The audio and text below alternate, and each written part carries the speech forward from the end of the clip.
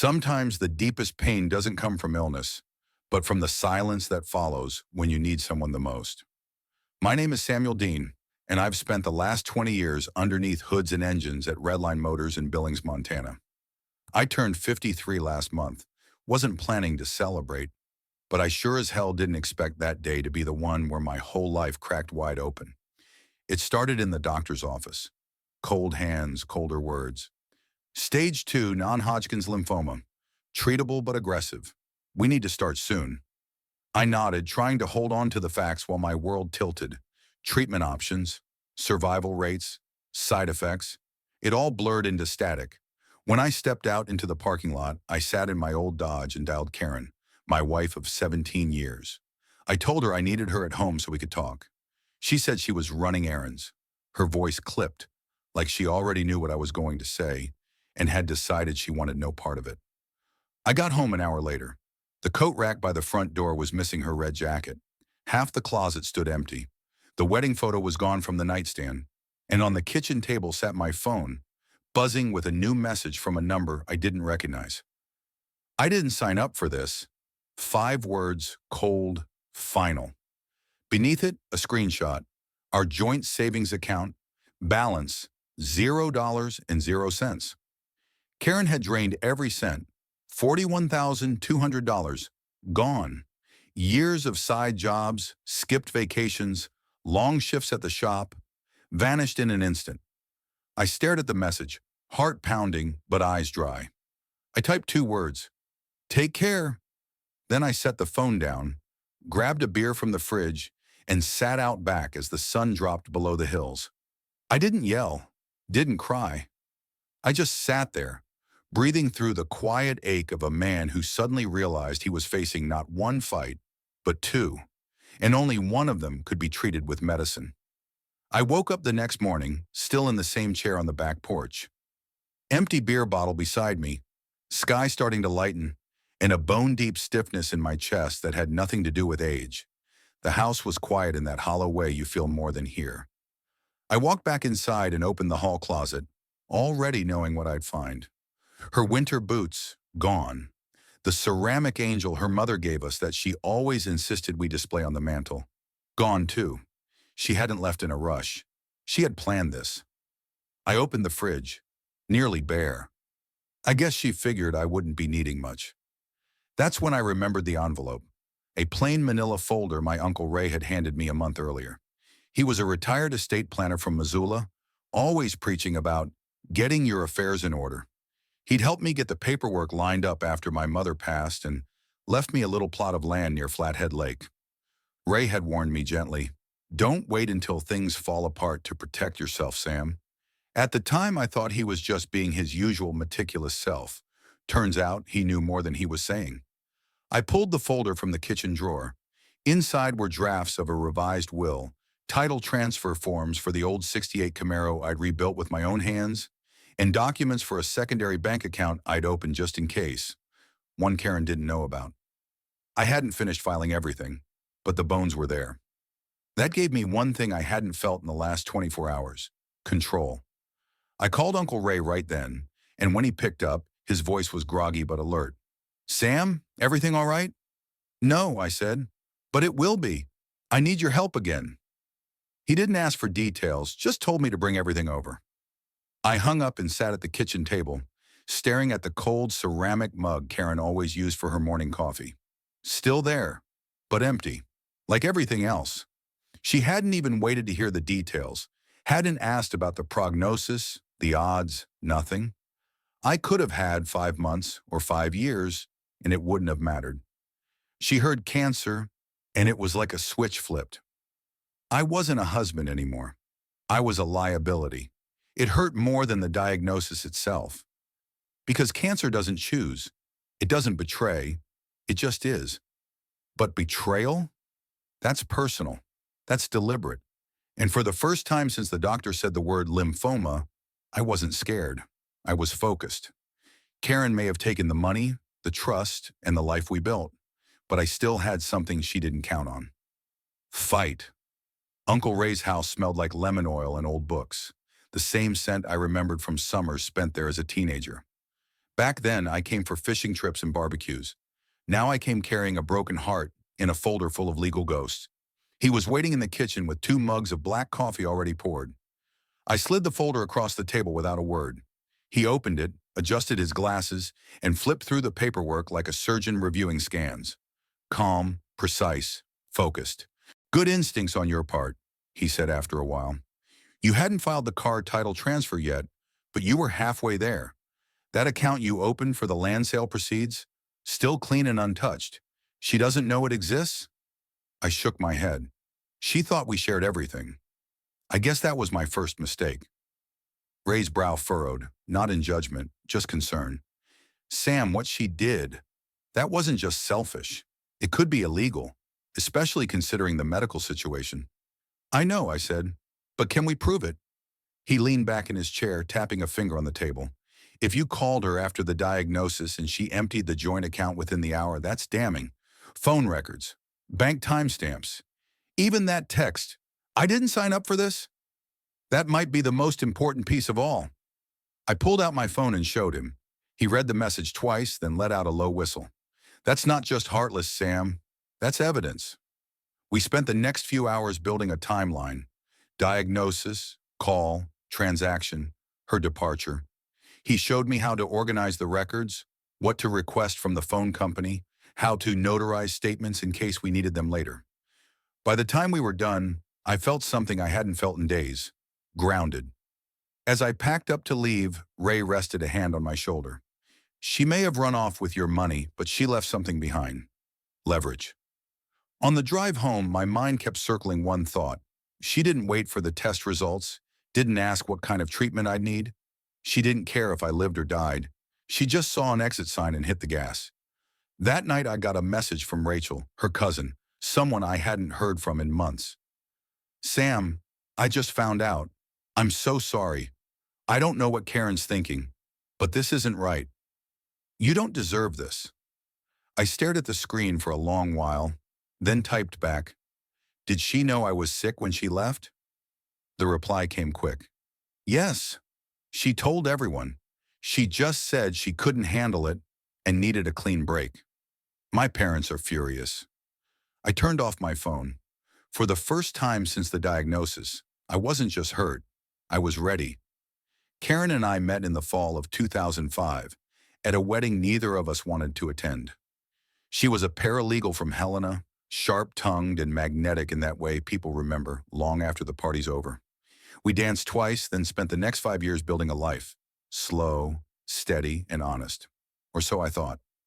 We married in 2007, bought a modest place just outside Billings the following spring.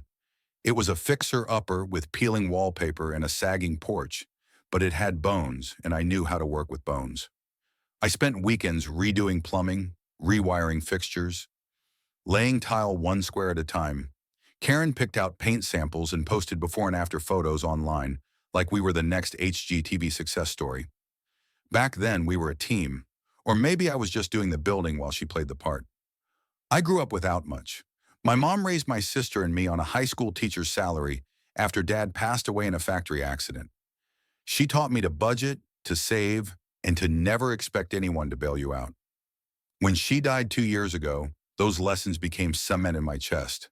Solid, weighty, immovable. Karen came from money. Her parents gave her a new car every few years, paid off her college, and footed the down payment on our house as a wedding gift. I always felt the distance in that. Her father, a corporate lawyer with silver hair and cold hands, never once called me by my name. I was just her husband. Looking back now, the signs were there, long before cancer entered the picture. 3 months before the diagnosis, she started talking about moving to Denver. Said there were better job opportunities, better restaurants, better everything. I resisted. My shop was stable, our house was nearly paid off, and my roots were here. But she grew distant, spent more time on her phone, started going out with friends I'd never met, laughing at jokes I wasn't around to hear. Then came the little jabs. Ever think about doing something more than just fixing cars? My college roommate married a guy who just made partner. They're building a cabin up in Big Sky. Sometimes I wonder what life would have been like if I'd taken that job in Chicago after graduation. They weren't questions. They were escape hatches, words that hinted she was already halfway out the door. I told myself we were in a rough patch. Every marriage has them. But when I found a business card for a luxury apartment complex in Denver tucked in her purse, something cracked. I didn't confront her, didn't start a fight. I just called Uncle Ray the next day and said, "We need to talk about finishing the paperwork." That was the day I stopped being blind and started getting ready. 2 weeks later, I walked into the doctor's office expecting to hear I had some stubborn virus that just wouldn't quit. I'd been coughing for weeks, feeling run down, dropping weight. Nothing dramatic, just enough to make me uneasy. They ran the tests anyway. Blood work, scans, a biopsy I tried not to think too hard about. Then came the call. I sat in a too-clean office chair, my boots tracking dust across the tile floor, while a woman in a white coat looked me straight in the eye and said, "It's lymphoma, Mr. Dean. Stage 2. She talked about treatment plans, chemo schedules, survival statistics. I nodded like I understood, but truthfully, I heard maybe half of it. My mind was already trying to figure out how to tell Karen, how to soften the blow, how to hold on to her in the middle of what I knew would be the fight of my life. That night I cooked dinner, something simple. Karen came home late, didn't apologize. She sat across from me at the table, scrolling on her phone between bites of pasta. I tried to study her face, wondering if she could see the storm building behind my eyes. "You okay?" she asked casually, not even looking up. "Yeah," I lied. "Just tired." She nodded, put her plate in the sink, and disappeared into the bedroom. I stayed at the table long after, fingers curled around my glass, thinking of how little space there was left between us. She hadn't noticed the fear in my voice, hadn't cared enough to push. The next morning, I called her from the parking lot outside the oncologist's office, told her I'd had my first full consultation, asked her to come home early so we could talk.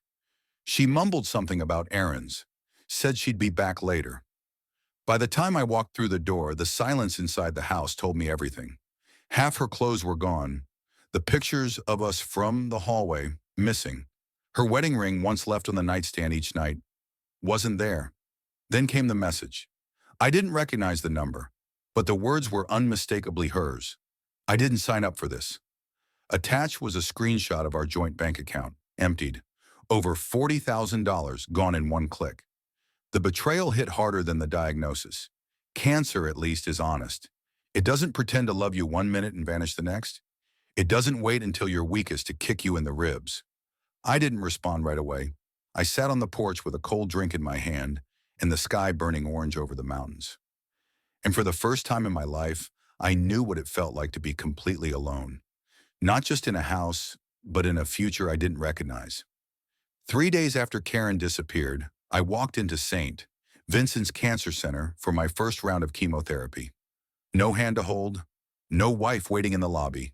Just me, a nurse named Jules, and the slow drip of medicine meant to save my life while trying to kill everything else inside me. She was kind, Jules.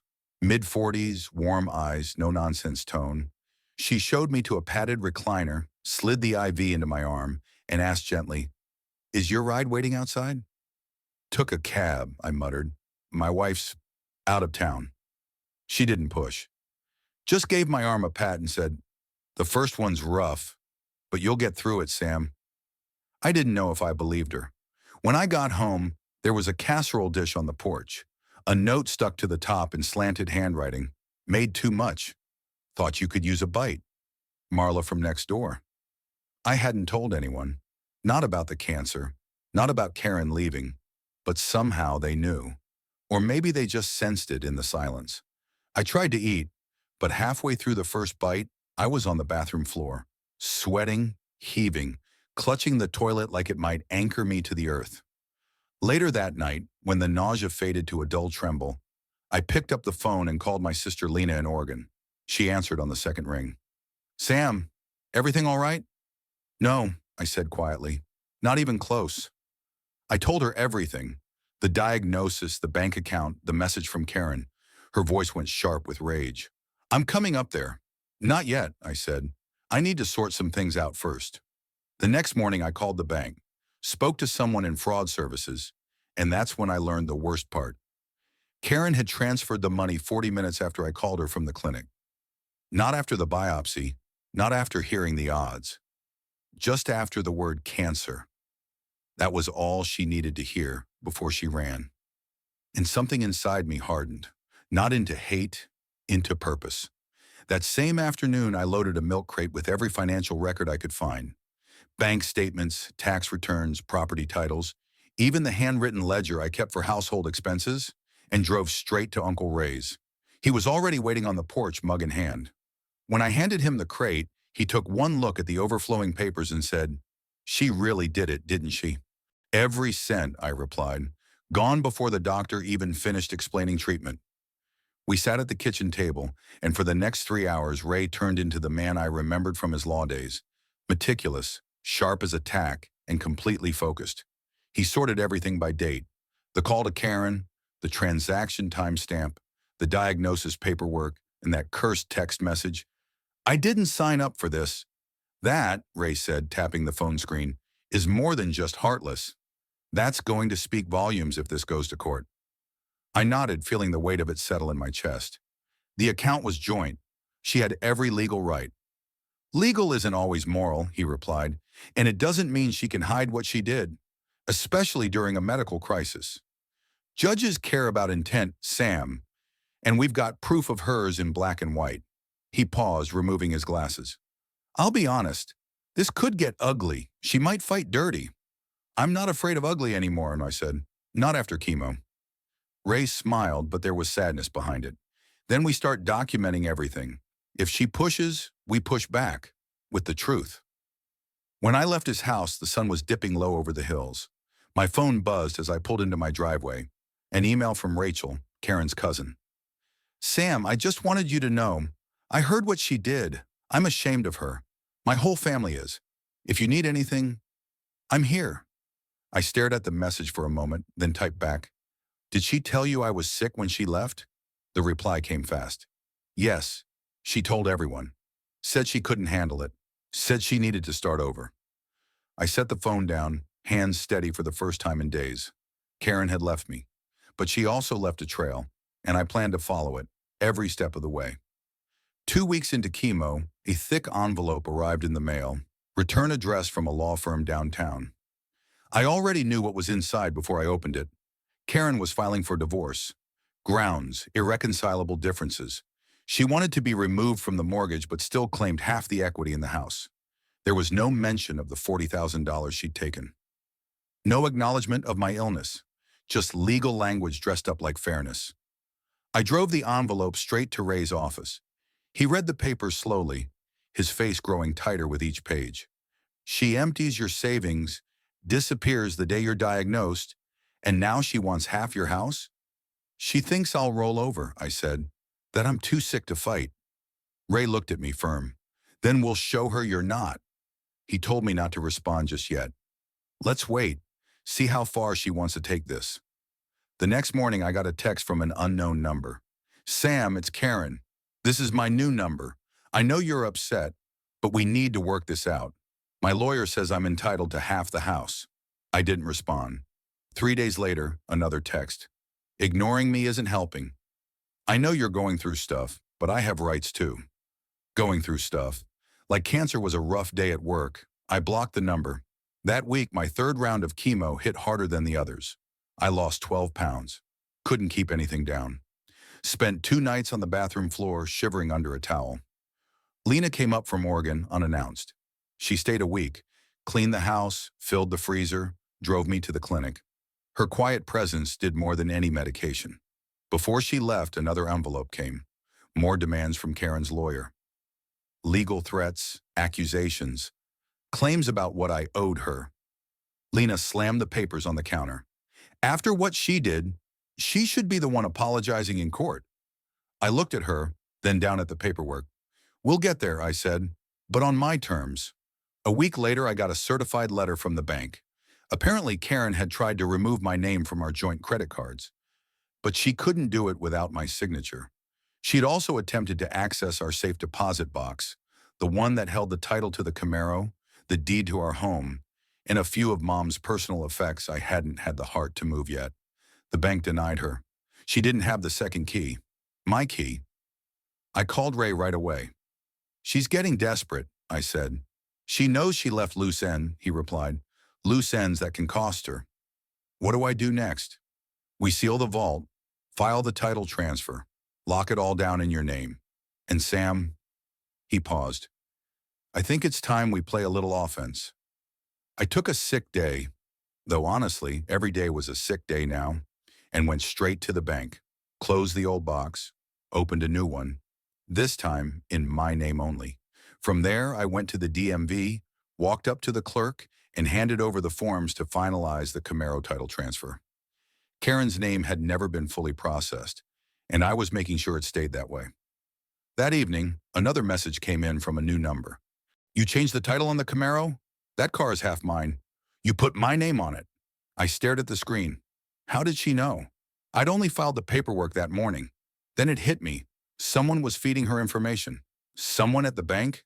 At the DMV? I picked up the phone and called Ray. She's got eyes on me, I said. Someone's telling her what I'm doing. He went quiet.